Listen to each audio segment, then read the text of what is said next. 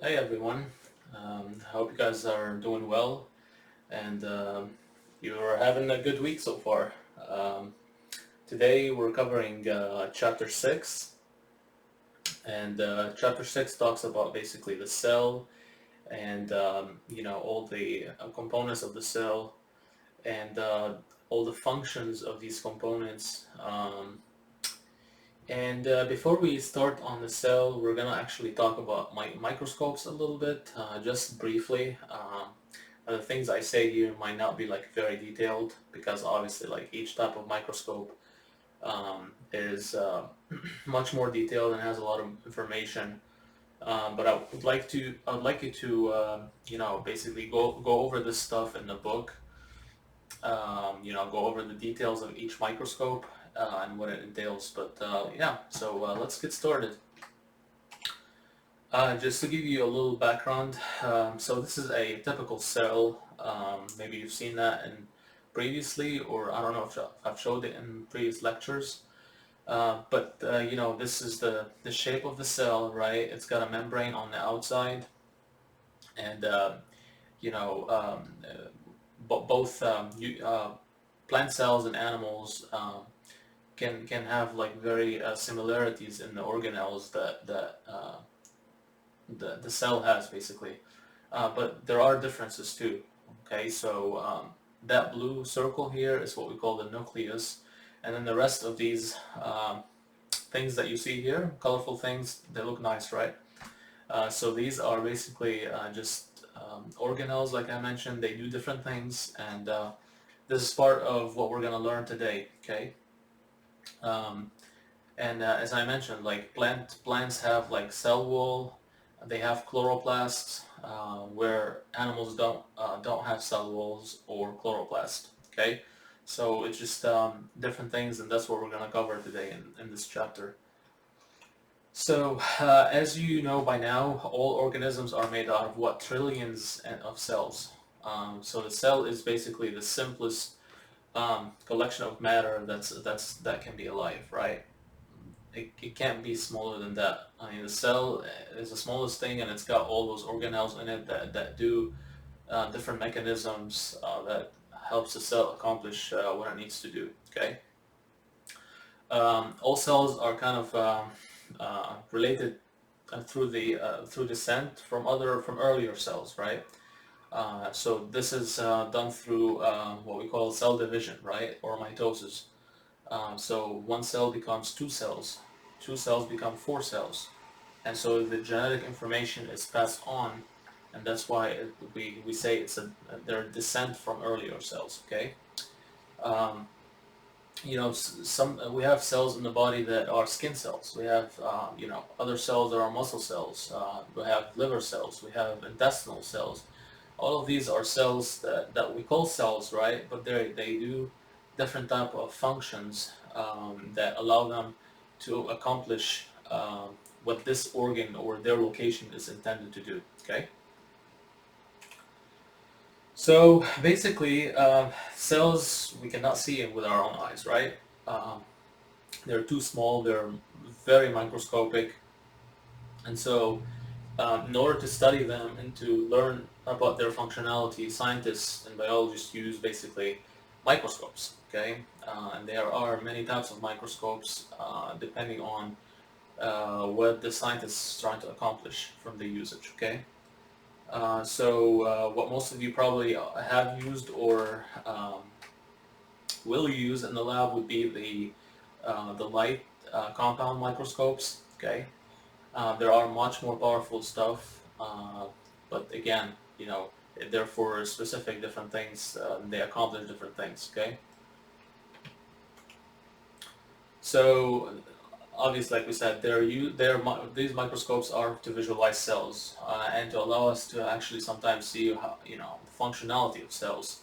Um, for example, in light microscope, which is one of the two types of microscopes that we know of, right? And we know of and use in the lab. So we have the light microscopes and we have electron microscopes, right?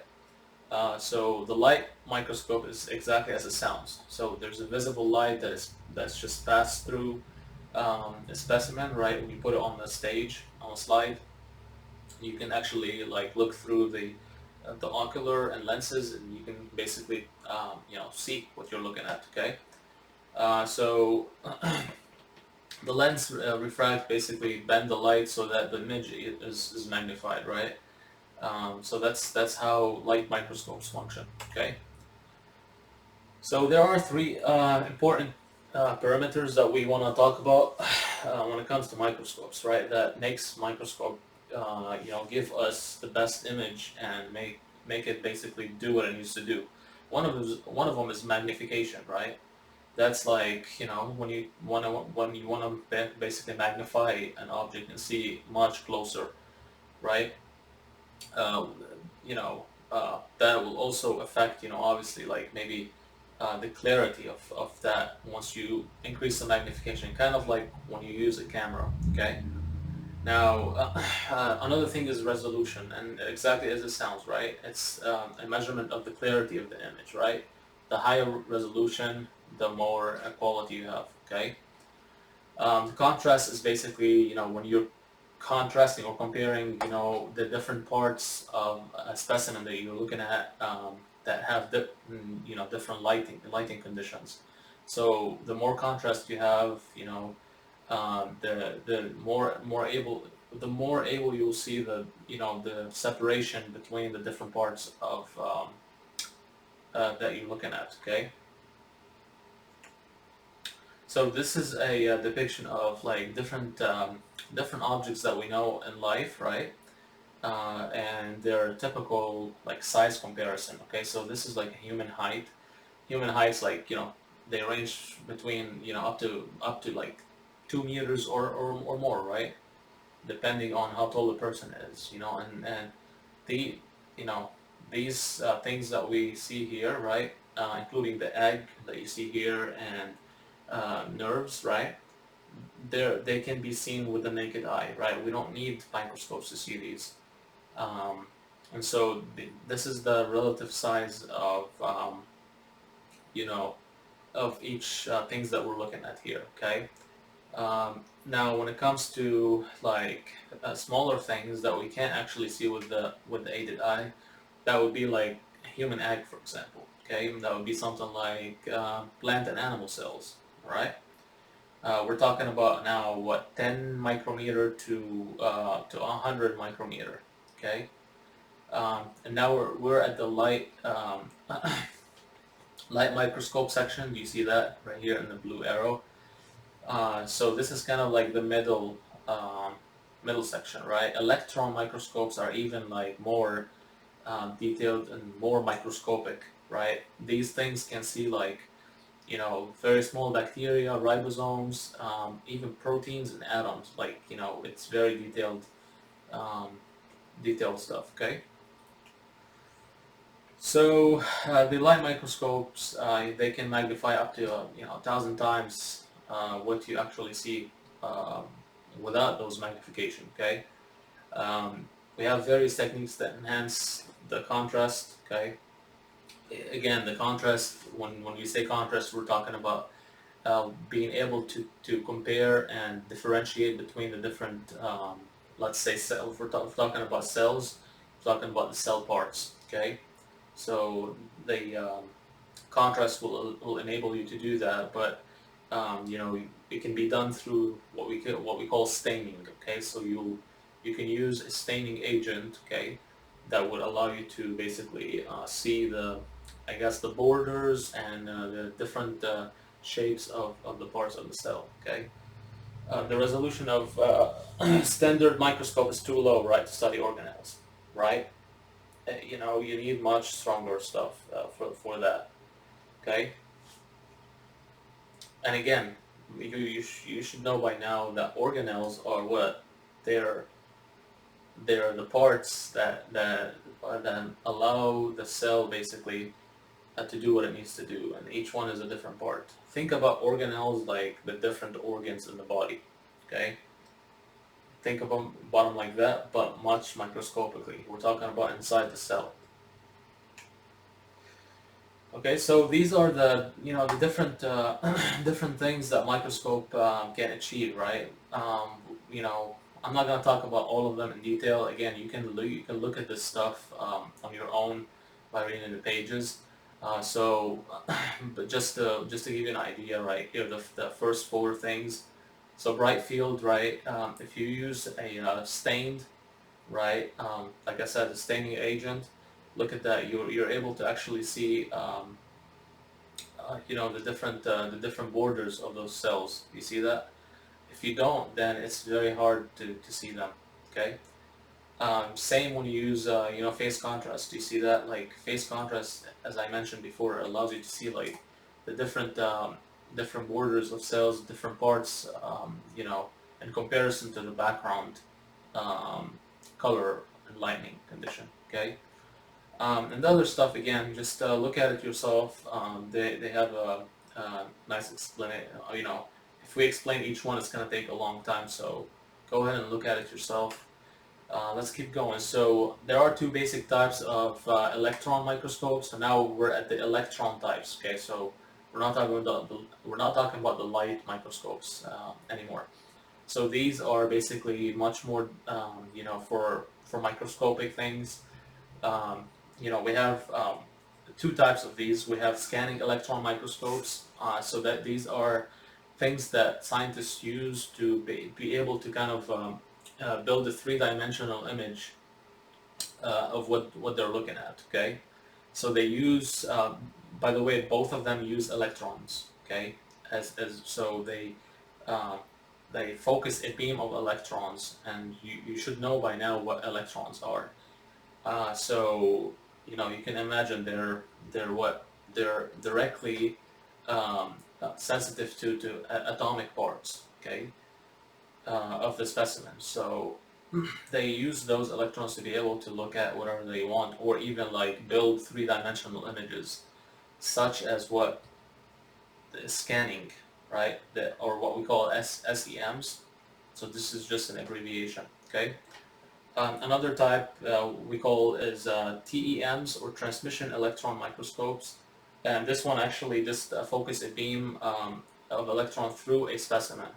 So I'm thinking like this is to study more cross-sectional specimen. Okay, the scanning is to basically build a three-dimensional image out of it. Okay.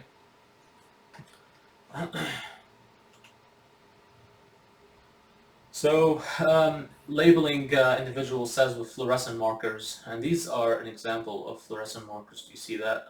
Um, so this fluorescent marker will allow you to, like, for example, identify like the nucleus with a different color, certain organelles with another color, other things like filaments and things like that in the cell with also another color. Okay.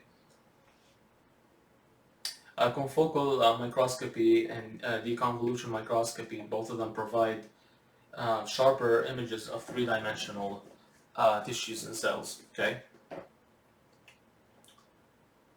So now we're in section 6.2. If you want to follow along, so we're going to talk about now the prokaryotic cells and eukaryotic cells. You should know by now a little bit what the differences are, right? And you had a few questions on your test about that. So, the prokaryotic cells, right? They contained bacteria and archaea. Okay. So if you get a question, what type of cells, are archaea? Okay. You're gonna pick prokaryotic. Okay. Another type would be what eukaryotic. Okay. So there's two types of cells: prokaryotic and eukaryotic. And there are differences, and we will dive into this in a bit. So eukaryotic cells are found where? In animals, plants, and fungi and protists. Okay, so just remember that because it's important. So let's talk about the features of basically, you know, uh, just a cell in general, and we're gonna dive into prokaryotes and eukaryotes in a sec. Okay. So this is a depiction of a cell, right? Just to give you to help you visualize what that looks like. Okay. We have a plasma membrane. Okay, and this would be what the outside membrane. Okay, or what we call lipid bilayer phospholipid bilayer membrane. Okay. We have a semi-fluid substance, right, called cytosol. Where is the cytosol? It's all of this right here, right? All of this yellow part in between the organelles of the cell. Okay, it's basically fluid filled. Okay, and it's just you know, and it's got empty spaces, but it's got a lot of things that you know you're not seeing in this depiction, but this is just where the cytosol is. Okay. Now the cells have chromosomes. Okay. Chromosomes are what basically where the genes are, or what contains what, your DNA. Okay. Where do you think that's found? In the nucleus, right? This is the nucleus right here. Okay, the blue circle. So we've all of these green things, you see that a little bit? This is where the DNA is, by the way. Okay. Now we have also something called ribosomes, right? Ribosomes are small units. You can't see them here. Okay, small organelles that, well, maybe a little bit. They're the little dots right here. You see them? On that, that's the ER, what we call ER, or endoplasmic reticulum. Sorry. But you can just say ER for now. Okay. So they can be found here, and they can be found in the cytoplasm as well. Okay. What they do is they make proteins, and as we know by now, proteins are extremely important for everything in the body and for the cell itself. Okay. Everything pretty much is made out of proteins. Okay. So now we're gonna compare basically both prokaryotes and eukaryotes. Okay. So what you're seeing here is what? What do you think is that? That's a prokaryote, right? So prokaryotic cells are different than eukaryotic cells because what? They have no nucleus. So although their basically genetic information is, or DNA is basically located like close to each other in one specific place. However, it's not a nucleus, and it doesn't have a membrane. Okay. Right. So what we call this space, we call it nucleoid instead. So this chapter has a lot of memorization, and it has you know a lot of functionalities that you have to pay attention to and remember the names so you can do well on the exam. Okay. So it's a lot of studying on your part. Okay. So this prokaryote also has, what do you see? Do you see any organelles? No. So it's got basically no organelle-bound membrane. Okay. And it's got basically a cytoplasm, right? Do you see that? Like, it's the same thing like the eukaryotes. All right. And one thing that you want to know is it does have a plasma membrane. So yes for plasma membrane. Okay. No for membrane-bound organelles. Okay, so it does have that on the outside, but not on the inside. Okay, and no nucleus in it. Okay. Alright, so eukaryotic cells basically have a DNA inside a nucleus in this situation. Okay, and that's bounded by a double membrane. So that nucleus also has a membrane, right? It does have organelles, and it does have membranes on those organelles. Okay, the cytoplasm in the region is located in the region between that outside membrane that we call a plasma membrane and the nucleus. Okay, and just know that these cells are normally much larger than than prokaryote. So prokaryotes are what, like bacteria and archaea, right? So, the metabolic requirements, right? When we say metabolic requirements, we were talking about intakes and outtakes, right? What's going inside the cell and being used for energy and what's going outside as waste. So this is what we call metabolic requirements. So these, the more you have of these, the different size of cells you have, okay? The plasma membrane, sorry, is actually a selective barrier. I don't know if I talked about this before, but so the membrane on the outside, right? It's got basically proteins and it's got some like gates, right? Literally, they are like they look like gates, and those things basically will allow some molecules to pass through while others not to pass through. Okay, so it's kind of like a puzzle. Okay, if the puzzle fits that protein channel or that gate, then the cell will allow that molecule inside the cell. Okay, you could expect oxygen to pass through, right? Nutrients, like I mentioned, waste products, obviously, that's supposed to go outside the cell, right? Uh, so all of these things are happening through that plasma membrane. That's a what? Phospholipid bilayer, right? So the surface area to volume ratio of a cell is obviously critical, right? So the volume is how big the cell is, and the surface area, how much it can withstand in that volume, okay? So as the cell increases in size, right, its the volume grows proportionally more than its surface area, okay? Why it does that? Because it's trying to accommodate more, um, you know, more things like the organelles and molecules and fluid and all of that. Okay, this is just a depiction. So that cube is a representative of basically a cell. Okay, so what we want to notice is that the volume here, right?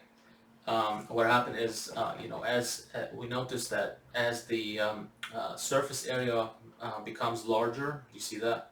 So, and the volume is becoming larger, it gets to a point where the volume basically become constant as the surface area increases, okay? That's the cell's way trying to be efficient, okay?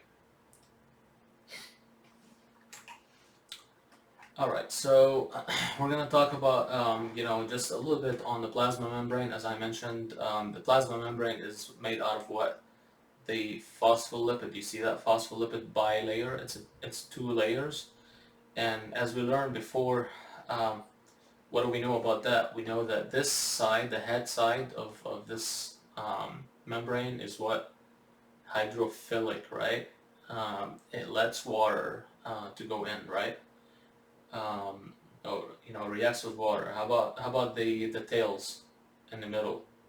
They're hydrophobic. Do you remember that part? So in between those slipped phospholipid bilayers, we have what we call what? Proteins, as I mentioned, right? These things are basically what allows the plasma membrane to have things in and out, right? As I mentioned. Okay, they're like gates. Okay, so eukaryotic cells basically um, have basically they small compartments inside it, right? What we call organelles, as I mentioned before. These things, do different things, different jobs based on their anatomy and based on their location, right? If the cell is located in the intestine, it's going to have basically a more concentration of organelles that help the cell absorption. Is that right? This is where we absorb food. If it's in the liver, what is it going to have? It's going to have more concentration of, or more, let's say upgraded parts um, of organelles that are specific for clearing toxins, is that right? And manufacturing maybe molecules. Is that what the liver does, right? So, this is what we're talking about when we say depending on the environment, okay? Um, let's see here. So as I mentioned earlier, right, plant cells and animal cells have similarities and they have differences in those organelles, okay? Uh, so this is again a depiction of a cell, all right? So just take a look here. We're gonna go over what each one is and their functionalities, okay? So you got your nucleus, right? You got your endoplasmic reticulum. Um, Notice that there are two types, rough ER and smooth ER. And I'll tell you what the difference is in a bit. We have basically, also I forgot to tell you, the middle part right here is called nucleolus, inside that nucleus, okay? We have this part right here, and that's called what? Golgi apparatus, okay? And I'll tell you also what this does. So it looks similar to the ER, but it does a different thing, okay? We have ribosomes. Do you remember that? What do ribosomes we say do? They make proteins, right? Okay. We have lysosomes and mitochondria. Maybe you've heard of these terms before. We have peroxisome, okay? And we have the cytoskeleton, which consists of basically different filaments and microtubules, okay? We have centrosomes, and we have flagellum. Okay, all of these things are part and organelles of inside the cell, okay? So this is an animation. You may see this on your own. Again, those PowerPoints are posted. So let's look at the plant cell, okay? And the reason why I know it's a plant cell immediately, right? Why? Two things that I can see right off the bat, or three things actually. I see a cell wall, okay? Do animal cells have cell walls? No. Okay. They have what? Plasma membrane. Okay. I see what? Look at these green things. I see chloroplasts. Okay. We will see what these do. Okay. I see also a big empty thing here, right? And this is called central vacuole. So these three things are what separates a plant cell from an animal cell. Okay. And you can look at this on your own as well. Alright, so let's see here. So I mentioned that the nucleus, right, contains all of the DNA in the eukaryotic cell, okay? Now, but why does it matter, right? If you have DNA, you have the genetic information, or you have what? Coding, okay? But how are you gonna basically tell the cell and the rest of things, let's say in the body, right, to do what you want what you want them to do? You're gonna let them know what to do through proteins, okay? So you're gonna create molecules made out of proteins and fats and different things, right, to be able to do what you need to do using those coding or genes, okay? So this is where ribosomes come in. Ribosomes basically use that information from the DNA, right? And they start making proteins, okay? So the nucleus basically, again, contains those genes that you need to code, okay? The nuclear envelope, right?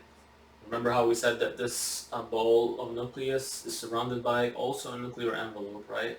That just encloses that nucleus and separates it from the cytoplasm of the cell, okay?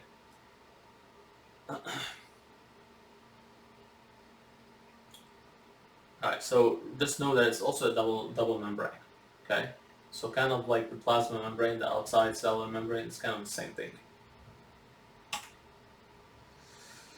And this is also a kind of depiction of that. So you're looking at the nucleus itself. Okay, you're looking at the DNA strands here. Okay, and what we call so all of this strand is called the chromatin. Okay, and the chromatin has basically a like swirling and swirling. It's very tightly compact swirling uh,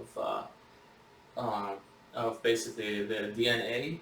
Okay, because DNA is double helix, right? So it basically it turns and it turns around these structures, what we call histones.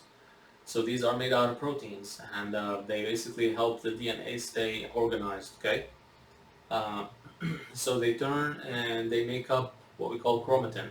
Chromatin is located inside the nucleus. Okay, um, let's see here. So there are pores, as you see here in this depiction, okay, and it's close up here, okay.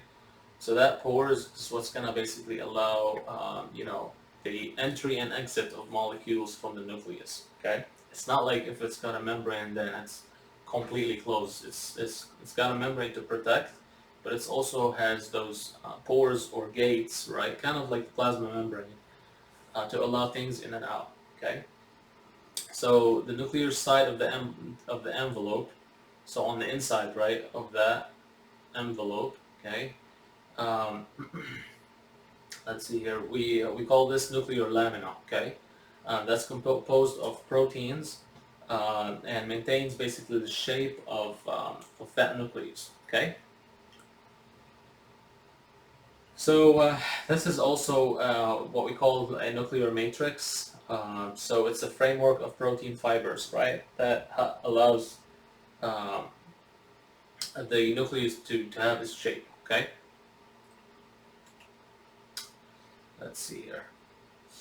I want to explain now chromatin a little bit. I know I explained it in just a few minutes ago, right? So DNA is organized into discrete units we call chromosomes. Do you remember that? Okay. This right here is what we call a chromosome. Do you see that? It's got two sister chromatids, and we will talk about this even more in later chapters. Okay, you see that? So, and we as humans, we have how many chromosomes? Do you know that? We have 23 pairs, or we have 46 chromosomes. Okay, we have 46 of these chromosomes. Okay.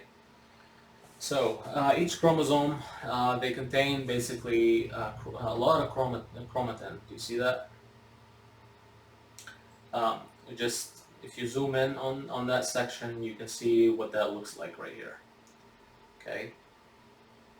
And if we even zoom in more, we can see the actual chromatin fiber. Do you see that? Chromatin fiber is made out of what? It's made out of nucleosomes. Do you see that? Okay.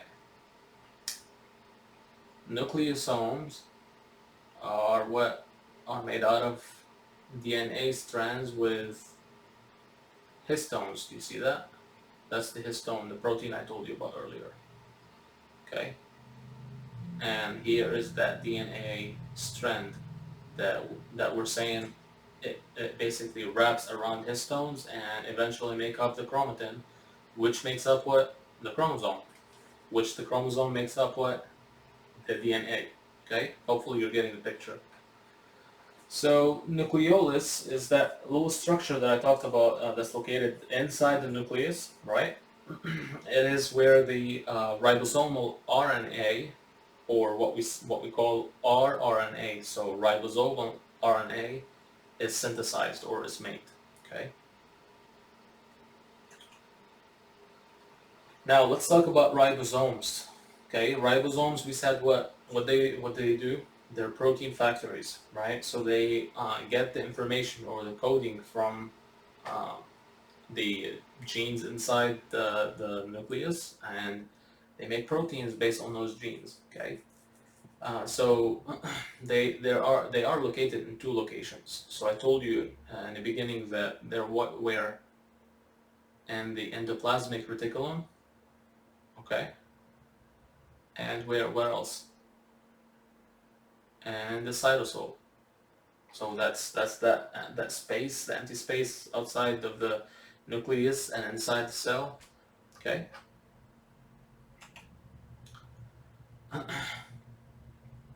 So this is just showing you where they are, okay.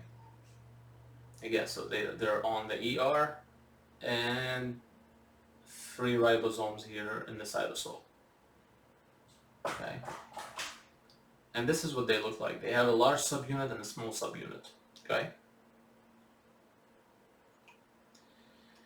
Alright, so we're going to talk about now what we call the endomembrane system. So this is a system of membranes. This is basically, I'll show you on this a little bit. You see those membranes outside the nucleus, right here? So these would be what? The ER, and we have 2 types of ER, the rough and the smooth. You remember that? We also have another organelle of that, or another membrane. It's called what? Golgi apparatus, right? We also have, so it starts from the nuclear envelope and it goes and extends to the ER, Golgi apparatus, lysosomes, vacuoles, and plasma membranes. So these are all type of membranes, okay? And they're kind of like somehow in certain ways attached, okay? Now, sometimes, you know, they're not directly attached, right? Sometimes, like the plasma membrane, for example, right? The plasma membrane is on the outside and it's separated by the cytosol from you know, the Golgi apparatus and ER and the rest of them. So this is where vesicles, what we call vesicles, come in, and these basically connect and makes that system continuous, okay? So let's talk about the ER now, okay? So the endoplasmic reticulum, think about the ER always as the synthesis or manufacturing place, okay? So we're going to talk about a little, I guess, manufacturing company, okay? We're going to talk about the machines, okay? The machines that you know, forms or create the product. We're going to call them endoplasmic reticulum, okay? And basically they account for more than half of the total membrane in many of the eukaryotic cell. Do you see how much they take up space? Okay. So it is continuous with the nuclear envelope. Do you see that? That's the nuclear envelope, and it's like it continues with the basically the rough ER then smooth ER. Okay. There are 2 of them again. So there is a smooth ER which does not have ribosomes. You can see that. See that? It doesn't have those dots. And then there is this rough ER, okay, which is what? It's got ribosomes. You see that? Okay. And let's see here.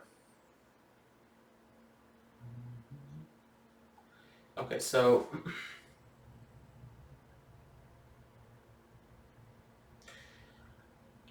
this is a vesicle that I talked about earlier, right? And this vesicle will basically connect those membranes to basically the outside plasma membrane, okay?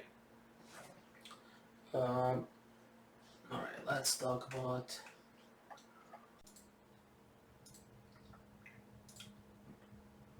All right, so let's continue. So we talked about, again, the ER. You know, we have the smooth ER and the rough ER, right?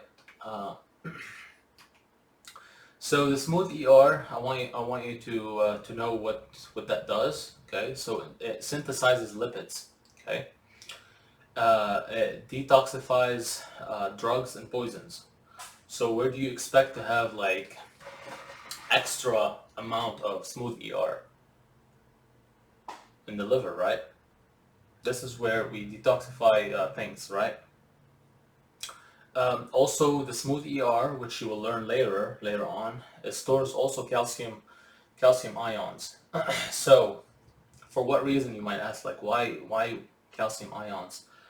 So, when we say calcium ions or magnesium or things like that, what comes to our mind is muscle, right? Muscle cells. So, in order for the muscle to contract, so when you let's say contract a muscle, right? You're shortening the muscles, and you're affecting the fibers, the muscle fibers, which have certain um, elements, right, such as calcium and magnesium and other things, right, that allow the muscle to contract. So whenever this is happening, what does the cell do? They actually want that stored calcium ions to actually move from where it's stored, which is a smooth ER, move outside of it, and go to where the muscle fiber cells to be used, right? To be used up so they can contract and relax, okay? So let's talk about the rough ER. The rough ER is, we said, where the ribosomes, some ribosomes, right, while others are located like freely in the cytosol, but the ones that are on the rough ER, they basically secrete basically glycoproteins, okay, and proteins that are covalently bonded to carbohydrates. That's what they are, okay. The rough ER also distributes transport vesicles, okay, which are secretory proteins surrounded by membranes. Okay, these vesicles, what they will do is they will transport molecules to different parts of the cell. Okay, so also think about the rough ER as a membrane factory for the cell. So where the membrane is being manufactured is at the rough ER. Okay. So just always remember to study these things because each one does different function and it's important for exam. Okay. So we're gonna talk about Golgi apparatus now. Okay. So let's see here. So let's talk about Golgi apparatus. So remember, we were talking about the manufacturing company, right? We said that the actual machines that where things are being manufactured or synthesized, we call this the ER. Okay. Now, when we say Golgi apparatus, think about this like a a UPS company, okay, or a shipping company. So we manufacture the things, and we now want to what? Send them out, right? Using what? Vesicles, okay? So, so the Golgi apparatus consists of flattened membranous sacs, and this is what we call cisternae. Okay, remember that. Okay. So the Golgi apparatus modifies products of the ER. So this is a little bit different than what the shipping company does, right? So shipping companies cannot modify what you send with them, right? But the Golgi apparatus can. Okay. It does also manufacture certain macromolecules. Okay. But most importantly, what it does is sorts and packages material into transport vesicles. Okay. So this is a depiction of what that looks like. It's got a cis face and a trans face. Okay. Um, so it's got basically a receiving and a shipping side. Do you see that? Okay. And those little circles are what? Vesicles. Okay. All right. So this should cover the Golgi apparatus. Let's talk about lysosomes now. So right off the bat, when you hear the word lysosomes, okay, we're talking about what? Lysing, or we're talking about digesting. So we're degrading things up, okay? So why you might ask, like, why would we want to do that, right? So let's continue and find out. Okay, so this lysosome has hydrolytic enzymes. Okay, also it has the same type of word, so it's got lytic. That means what? We're also digesting or destroying something. Okay, with those enzymes. Okay, so these lysosomal enzymes that are contained inside that lysosome, they work best in the acidic environment that's inside that lysosome. And surprisingly, they're not destroyed themselves. Okay, because they're made to be there, right? So hydrolytic enzymes and lysosomal membrane, they're basically made both by the rough ER. Remember, ER synthesis. Okay. After that, after they're made, they're transferred to the Golgi apparatus for more processing. Okay, or for more to ship out. Okay. Some lysosomes, they might have arise from like the transphase of Golgi apparatus. So again, these things are continuous and they're part of that big membrane system that we talked about. So that's the reason why. Okay. So some type of cells, they can basically eat or digest another cell by what we call phagocytosis. Okay, I don't know if you've heard that term before, but it's not that difficult. So we can divide it into two terms: phago and cytosis. So when you hear the word cyto in biology, we're talking about what? Cell. Okay. So phago is a word for uh, eating or digesting. Okay. So phagocytosis. Does that make sense? Okay. So a lysosome sometimes fuses with the food vacuole, okay, and digests the molecule. Okay, so I forgot to mention, phagocytosis is probably the most important process that are a type of immune systems that we have. It's called macrophages. They use that process, which is called phagocytosis, to eat and destroy any damaged or bad cell in the body, and also foreign objects like bacteria and viruses. Okay, so these terms will come in like later on if we talk. I'm not sure if we're gonna talk about this semester like uh, immune system stuff, but we'll remember that word if it ever comes up again. Okay. So lysosomes also use enzymes to recycle the cell's own organelles, right? Sometimes the body wants to like digest those organelles and macromolecules, by lysing them, okay, through those lysosomes, and remanufacture them or resynthesize them into something else, or maybe the same thing again, okay? And this is where what we call autophagy, okay? So autophagy comes from the word auto or own, okay? Own digesting, okay? And so you're seeing a depiction of both types, okay, of what lysosomes do.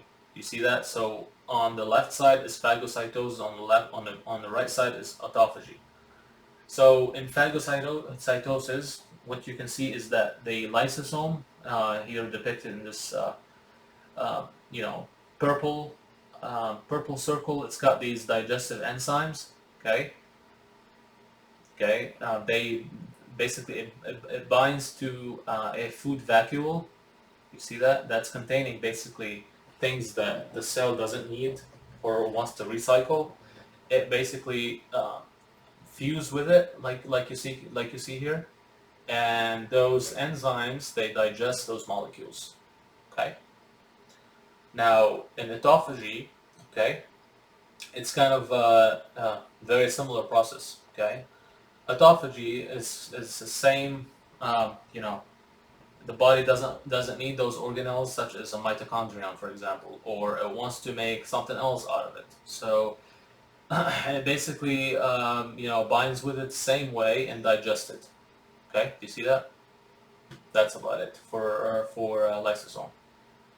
Okay, you can see that on your own. So let's talk about vacuoles now. So these are different terms, and remember, you gotta study those terms to be able to differentiate between them. Okay, so they obviously perform a variety of functions, right? Like everything else in the cell. So they are large vesicles, okay, and they are derived from ER and Golgi apparatus. Where did we find that big vacuole? Do you remember? The plant cell. Do you remember that? It's got the big vacuole. Okay, this is different than an animal cell. An animal cell does not have that big vacuole. Okay, so food vacuoles are formed by phagocytosis. Okay, so when the lysosomes are basically fused with the food vacuole, right? For digestion, right, and for phagocytosis, this is when food vacuoles is formed. Okay. Then other types, what we call contractile vacuoles, are in some type of protist cells. Okay.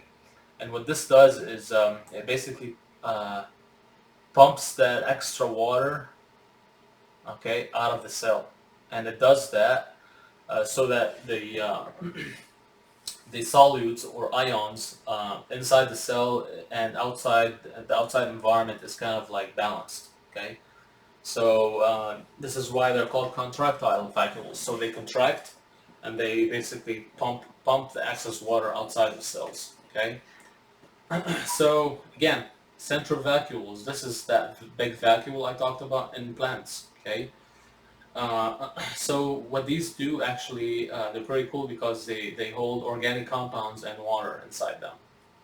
Okay, so it's where the cell basically have a deposit of inorganic ions like potassium and chloride that it can use whenever it wants. Okay, it's basically the central vacuole also plays a major role in the growth of that plant cell. Okay. That's why it's there. And you guys can see all of those animations. I'm gonna keep going. Okay, so this is just a review of that endomembrane system. Okay, take a look at it. And again, you can look at this PowerPoint and study it again. Okay. All right, let's talk about mitochondria and chloroplasts. Okay. So chloroplasts are found where? Plants. Do you remember that? Are they found in animals? Animal cells? No. Okay. So mitochondria are the sites of cellular respiration. So this is where cells respire. This is where cells use oxygen to make what? ATP. Okay. There's a lot of cycles that we'll eventually talk about later on. You know, citric acid cycles and different type of cycles and mechanisms that the cell use, like glycolysis and things like that, where it uses glucose and and oxygen to generate ATP. Do you remember that ATP? It's the energy molecule of the cell. Adenosine triphosphate. Do you remember that? Okay. So chloroplasts, as I mentioned, they're found in plants and algae. They're the site of photosynthesis. We talked about this, right? First chapter. Do you remember that a little bit? Photosynthesis is the process that plants use that converts the sunlight or light into what? Chemical energy. Okay. So without chloroplasts, they can't do that. Another type is peroxisomes. These are oxidative organelles. Oxidative organelles. We're talking about what? Detoxification, right? Where would we probably find a lot of these? Probably liver, I would suggest, right? Okay, so hopefully you're getting the hang of this a little bit. Alright, so both of the mitochondria and chloroplasts have similarities with bacteria, and that's something probably you've never heard of, right? So they both have the double membrane. They contain free ribosomes, and they have also circular DNA molecules. Okay, both of them. They grow and reproduce independently in cells, so they're like their own machines. Okay, um, so we're gonna talk about like their relationship. They have a close relationship with each other, and that's because it is believed that through evolution, uh, what happened is that a I believe a chloroplast. Let me see here. I have a depiction of that right here. So a cell basically consumed a mitochondria, which was in the form of a prokaryote, and basically they developed with time a symbiotic relationship. So this means that the small prokaryote cell that was consumed by the big eukaryote cell, they both basically benefited, um, and they both kind of lived happily together, and so they developed this endo symbiont theory, okay, or relationship, okay. So again, if you get asked what is the endosymbiont theory, so this suggests that an early ancestor of eukaryotes, okay, they engulfed an oxygen-using non-photosynthetic prokaryotic cell, okay. This is what that is. So what happened is, again, the engulfed cell formed that relationship with the host cell, which would be what? The eukaryotic cell. And that gave that symbiotic relationship. Okay? And then this endosymbionts evolved into what we know right now as what? A mitochondria. Okay? So, so at least one of these cells basically then again took up another photosynthetic prokaryote, right? So this process happened again, okay, and that evolved into a chloroplast again, okay. So similarities between the mitochondria and chloroplasts support this theory. So they both are enveloped by a double membrane. They both contain free ribosomes and circular DNA molecules, as I have mentioned in the previous slide, and they grow and reproduce independently in cells. Okay, this is the depiction that we're talking about here. So you can see that, and the ancestor of eukaryotic cells, which is a host cell, it engulfed this non-photosynthetic prokaryotic cell. Okay. And this became what we know as mitochondrion, okay? And then eventually, right, this same cell engulfed another photosynthetic prokaryote. So this was non-photosynthetic prokaryote, which gave rise to the mitochondrion. So mitochondria has nothing to do with photosynthesis, right? Chloroplast does. So this is why it is believed that the eukaryotic cell engulfed a photosynthetic prokaryote later on, which gave rise to the chloroplast that we know of. Okay. So the mitochondria is found in all eukaryotic cells. They need it, right, to live, right? They need ATP. Okay. I want you to focus on the structure of this mitochondria. You can see that it's got double membrane. It's got an outer membrane and inner membrane. You see that? Also focus on this like zigzag structure folding tightly. And this is what we call, anytime you see that folding, we call this cristae. Okay? Do you see how it's got also 3 ribosomes inside it in the matrix? Okay?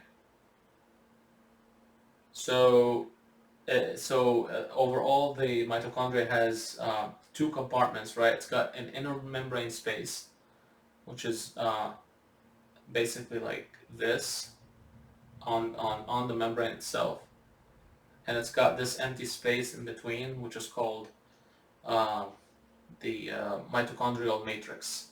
Okay, so basically those cellular respiration processes are happening inside here to produce the ATP. Okay.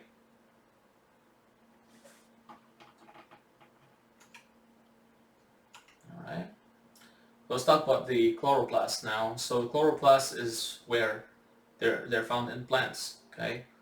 And what do you imagine these will do? What's their job?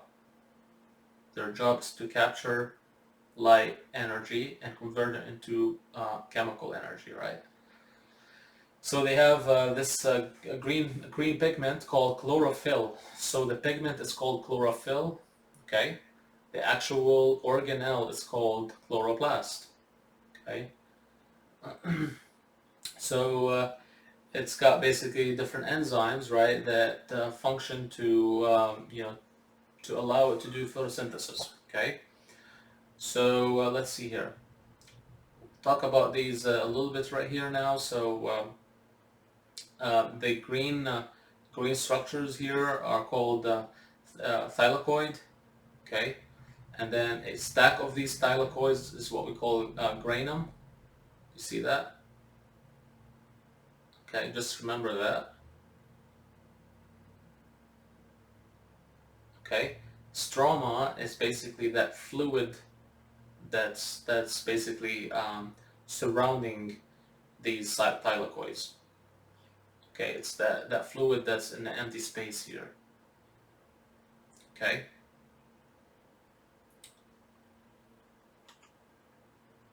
Okay, so I have some slides explaining the same thing. So thylakoid membrane sacs, they stack up to form granum. Do you see that? Stroma is the internal fluid. Okay, exactly what we just said. Let's talk about now the third one that we talked about, which is peroxisomes, which is involved in what? Oxidation. Scientists don't know where, the origin of it, okay, or how it's related to other organelles. Okay. They have a single membrane instead of a double membrane, okay, like the mitochondria and chloroplast. They contain enzymes that remove hydrogen atoms from various substances and transfer them to oxygen. So when this happens, what are we forming? Hydrogen peroxide. Now you might ask, why would you want to like form hydrogen peroxide? I don't know if you you all knew, but hydrogen peroxide is toxic by itself. Okay, but the cell forms it, use it to basically detoxify, you know, different toxins. Okay, and then basically form it into water again. Okay, because it's toxic. Okay, so the functions of peroxisomes. So some use oxygen to break fatty acids into smaller molecules, okay, for respiration. However, in the liver, right, as I mentioned, they detoxify alcohol and other harmful compounds, right? That's why they're called, they're for oxidation. Now, I can't even pronounce that. Glyoxysomes, probably that's the way. And the fat-storing tissues of plant seeds, they basically convert fatty acids to sugar to feed the seedling. Okay.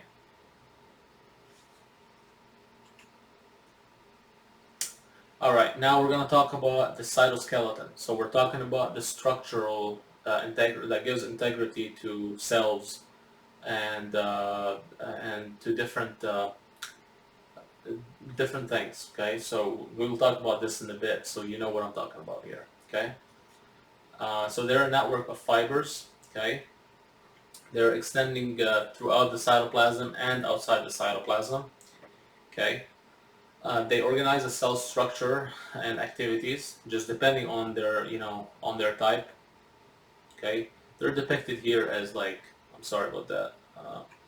Okay, so they're depicted here as those different, colors by what fluorescent, right? Fluorescent markings. So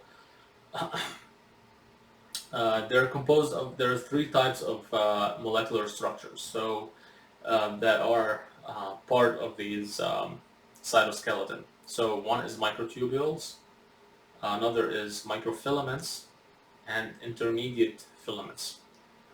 So just right away, and before we even go further, just know that the intermediate one is what, as far as like the size or diameter of the thickness of those fibers, it's the middle, it's medium, right? What about microtubules? It's the thickest, okay? It's the thickest filament. And the reason how you would know this is just think about tubes, microtubules, okay? So tubes are thicker than filament, okay? So microfilaments would be the smallest diameter uh, of the fibers, okay? All right, so let's see here. So again, cytoskeleton, regardless of what type it is, it helps the cell maintain its shape.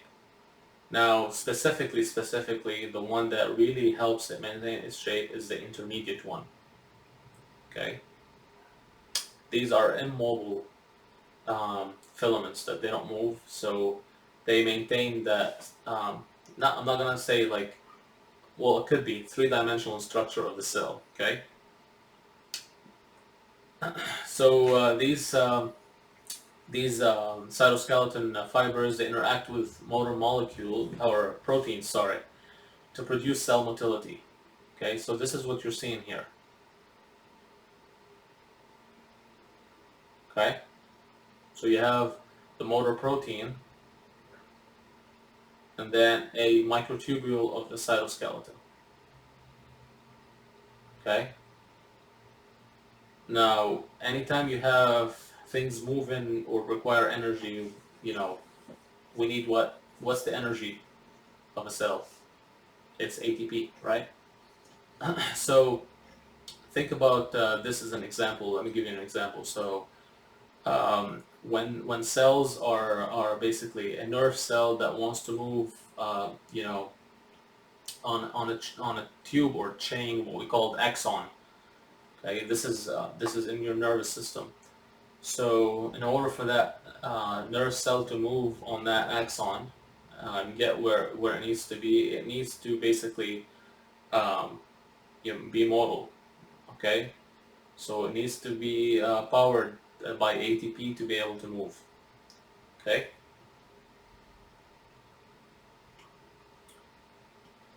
So again, there are three types, and I have them listed here. Microtubules are the thickest. Do you remember that? Tubes, so it would be the thickest. The intermediate is the medium. Okay. And this is what makes up the really like the structure of a cell. It's not like microtubules or microfilaments are not there. They are there in the cell, but the cell is dependent on the intermediate filaments the most to have that structure. Okay, so microfilaments are called actin filaments. Okay, and they're the thinnest components. Okay, where do we find those actin filaments or microfilaments the most? We find them in muscle cells. Okay, we will see in a bit. Alright, so let's talk about microtubules. Okay, we're going to talk about each type. So microtubules, basically, they're the thickest, okay? And the functions of microtubules would be shaping the cell, okay? Guiding movement of organelles, separating chromosomes during cell division. And we will see that when we get to like cell division part. They're actually very important. They help pull the chromosomes away during cell division, okay? So microtubules and microfilaments are the motile or the movement uh, filaments or cytoskeletal filaments, okay? The intermediate ones are immobile, okay? They're constructed, the microtubules are constructed of dimers of tubulin. You see that? This is the structure of it, okay? This is just a three-dimensional of what it looks like, okay? So let's talk about centrosomes and centrioles for a sec, okay? So in animal cells, microtubules grow out of what? Centrosomes. So this is another organ, okay? That's another organ that's also located near the nucleus, and those microtubules grow out of them. That's why during cell division also centrosomes are actually used mainly to produce those microtubules, okay? Um, this is also basically just a microscopic, cross section of those microtubules, okay, and centrosomes as well. So centrioles is what we call like when we have a 9 triplets of microtubules in a ring, okay. that that itself we call a centriole. So it comes from the word centrosome. Okay, try to study those relationship between like how they're like written to be able to like better study them and remember them like when you need to remember them. Okay. So other eukaryotic cells organize microtubules in the absence of centrosomes with centrioles. Okay.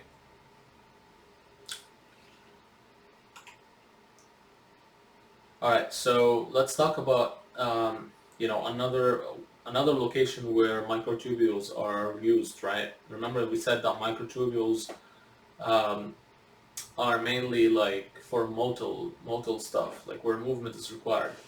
Look at A, for example, right here. Uh, you might recognize the shape of this, right? That's a sperm, okay? So the tail of sperm is basically made out of microtubule, okay? So it's got a specific direction of swimming, okay? Using the organized swimming pattern of microtubule, okay? Um, let's see here.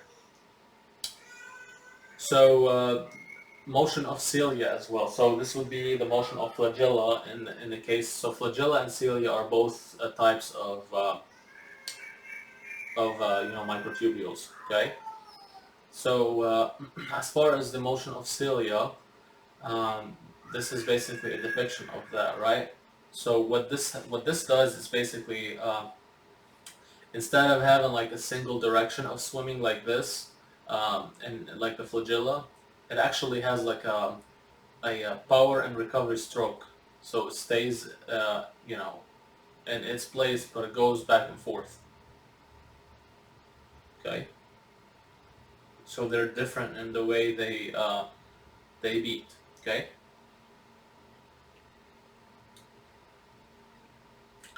So this is the cross section of the cilia and flagella. Okay.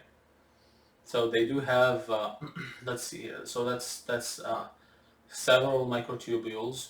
Okay. You have a central microtubule here, and you have basically what we call doublets. Okay. We have doublets So yeah, it's shown here triplet for the for, let's see here, because it's shown doublet here and triplet down there. But anyways, just know that I'm not gonna ask you like if it's a doublet or a triplet. That's like not necessary for this course. But just know that it's made out of like several organized microtubules. Okay, and just focus that in between those microtubules there is what we call motor proteins. This is called dynein proteins. Okay, and these basically drives the bending movement of cilium or flagellum, right? So that bending, like in the case of sperm when it swims, that's because of that motor protein. Okay, know that the basal body right here shown here is what anchors the cilium or flagellum. Okay.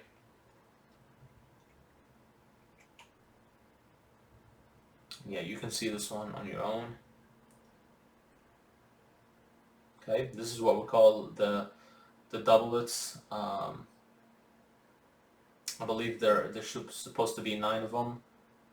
Okay, or it could be triplet depending on what we're looking at. Okay, and you can see here the central central microtubule in the middle. Okay, and here's those protein that we call dyneins. Okay, so dynein has basically 2 feet that walk. Why would we have that ability? That basically allows the contraction, right? So it's basically one foot is going forward, and then while the other basically releases from the back, and then kind of like when you walk, okay, the same way, okay. So that creates that movement uh, for the microtubule to be able to like allow whatever vesicle or cell to slide and move on, okay.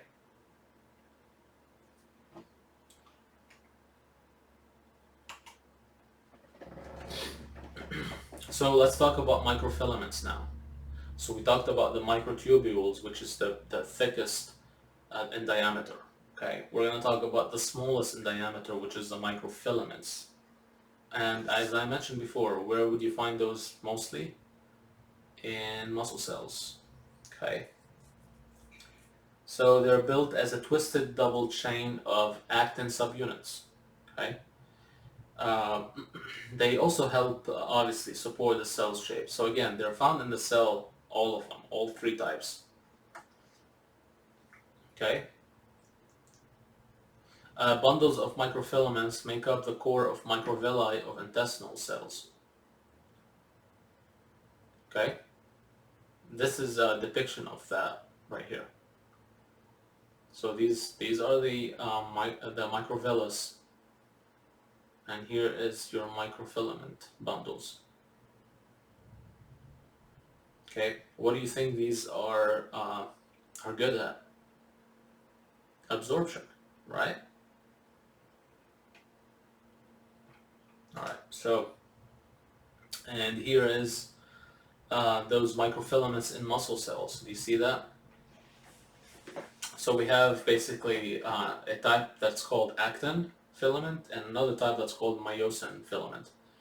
And when basically these two filaments like slide and move, like I mentioned, with using like feet-like work, then the muscle is able to contract and relax. Okay. And to be able to do that, we need what? We need ATP. Okay, it's pretty typical but important things. Okay. So let's see here. So microfilaments, right? Function, cellular motility, contain the protein myosin, in addition to actin. Okay, do you see that? Alright, so they also do the cytoplasmic streaming, is a circular flow of cytoplasm within cells driven by actin-myosin interactions. So this is in plant cells. When we say a circular flow of stream, so that's when those actin-myosin interaction with each other, they basically create that circular flow inside the cell, such as this. Okay?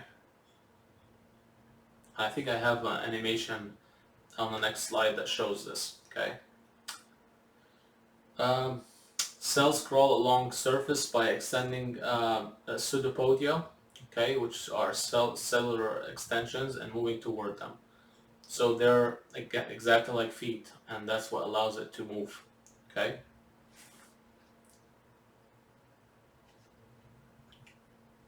Oh, here we go. That's the animation. I'll just click on it for a second to show you what this looks like. Okay. Alright, so now we're going to talk about the intermediate filament. So that's the middle one. Okay. So they're more permanent, right? As I mentioned, they're immobile, cytoskeleton fixtures, okay, and their main job is to support cell shape and fix organelles in place.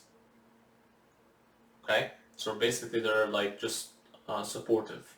Okay.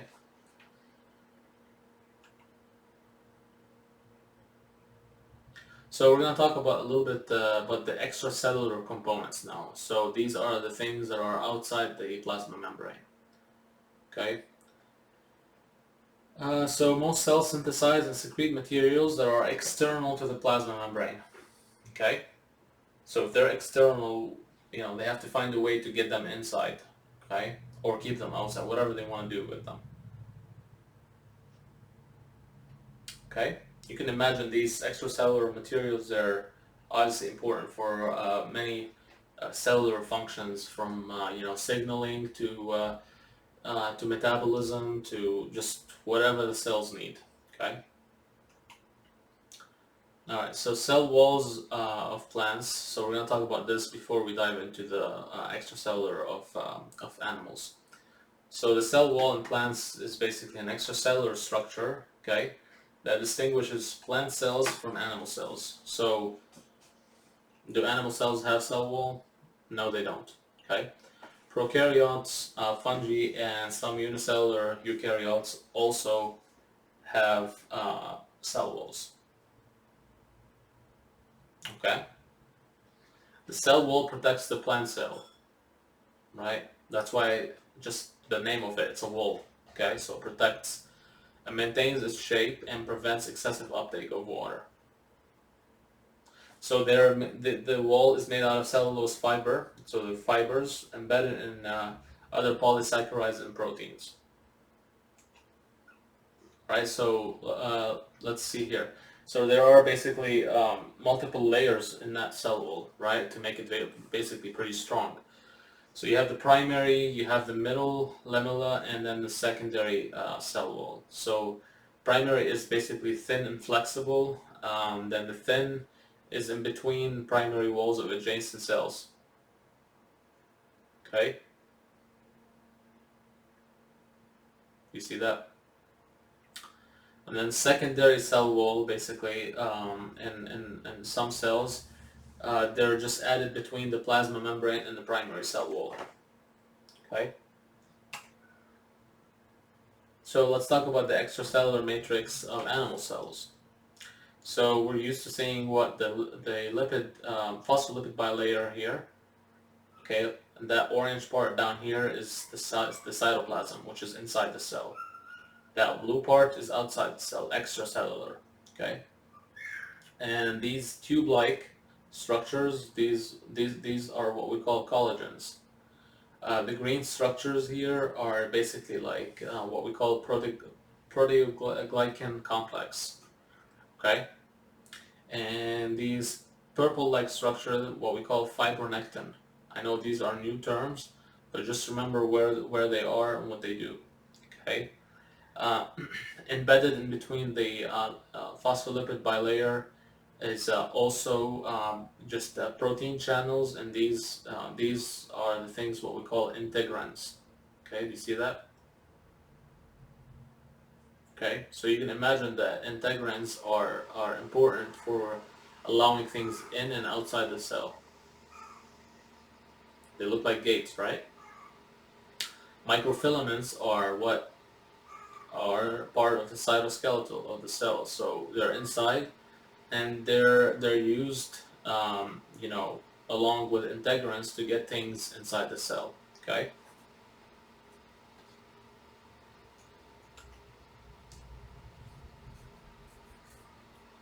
So ECM, which is the extracellular matrix, just the abbreviation, has an influential role in life of cells, obviously, right? They need those extracellular stuff to communicate with the outside environment of the cell. Okay. Let's see here. So mechanical signaling again. So they're responsible for all types of signaling. It may occur, you know, through the cytoskeletal changes that trigger chemical signals in the cell. Okay. Now let's talk about. So we talked about the cell itself and a little bit on the outside of the cell. Now we're going to talk about how do cells interact with each other, right? So there are several cells next to each other that make up whatever organ or whatever like tissue we're looking at. Okay, so neighboring cells and tissues basically adhere and interact and communicate with each other through direct physical contact. Okay, so this is basically a depiction of communication in plant cells. Okay, you can see there's cell walls in the plant cells here. So a cell wall and another cell wall here.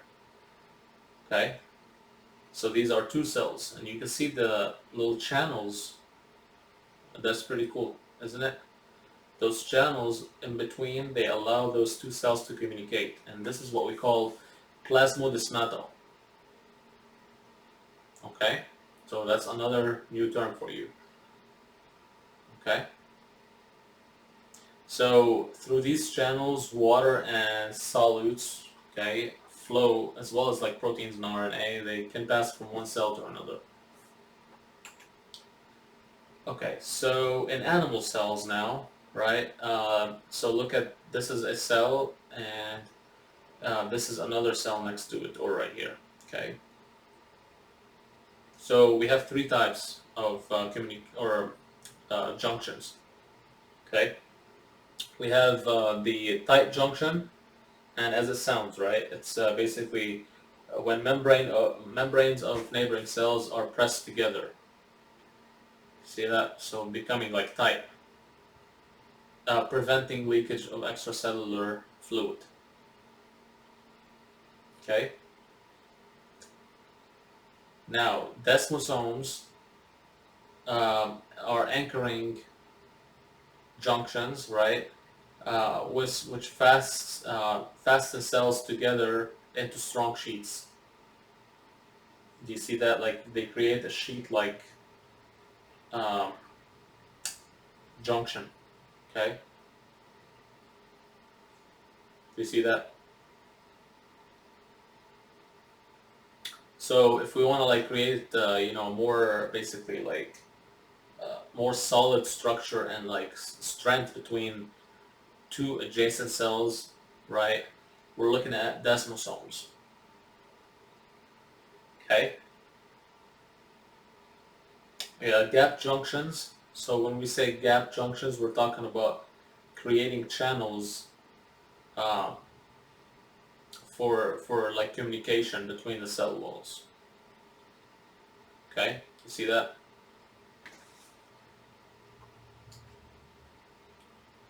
And you guys can watch this on your own. Okay. And finally, just remember that none of the cell's components work together. They all work together. You know, each one just has a different function. Same exact way the organs in the whole body, in our body. Okay. Like the stomach can't work by itself, right? It needs, the other part of the digestive system. The heart is the same way. Okay, the same way with cells. They need the whole thing to work together. Okay, and just like this is an example of macrophage, right? Macrophage ability to destroy bacteria, depicted here as like the red circles. It involves the whole cell, right? The whole macrophage. And what you're seeing right now is what we call phagocytosis. Okay, so the macrophage is trying to basically engulf and digest these bacteria. Okay, so hopefully that was clear, and just make sure you review the stuff, go over the PowerPoint again, and just try to read along with the pages in the book, and just memorize these things, and you will do well. And I'll see you in chapter 7. Have a good one.